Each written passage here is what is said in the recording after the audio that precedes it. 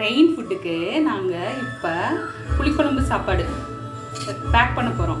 எப்பயுமே நீங்கள் இந்த மாதிரி பேக் பண்ணுறப்ப என்ன செய்கிறீங்கன்னா, ஆறி மிக்ஸ் பண்ணக்கூடாது, ஃபுல்லாக ஊற்றி ஃபஸ்ட்டு நம்ம இந்த மாதிரி ரைஸை வந்து உடச்சி விட்டுட்டு நம்ம கொஞ்சம் குழம்பு மட்டும் ஊற்றி, கோச்சுக்காதீங்க, கொஞ்சம் குழம்பு மட்டும் ஊற்றி ஈஸியாக இருக்கும். அதனால தான் இப்படி மிக்ஸ் பண்ணிடணும். பாருங்கள், உங்களுக்கு தெரியுதா? நான் எங்ககிட்ட இருக்கிற கேமராவில் எடுக்கிறோம்.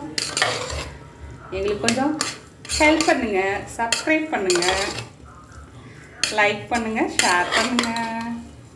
இப்படி சூடாக பண்ணிடணும், அவ்வளோதான், போதும் போதும். இப்படி மிக்ஸ் பண்ணணும். உங்களுக்கு சூட்டோடு நம்ம ஊற்றுறோம்ல, அப்போ அந்த ரைஸ் வந்து இந்த குழம்பை நம்ம ஊற்றின குழம்பை வந்து அப்சர்வ் பண்ணிக்கும்.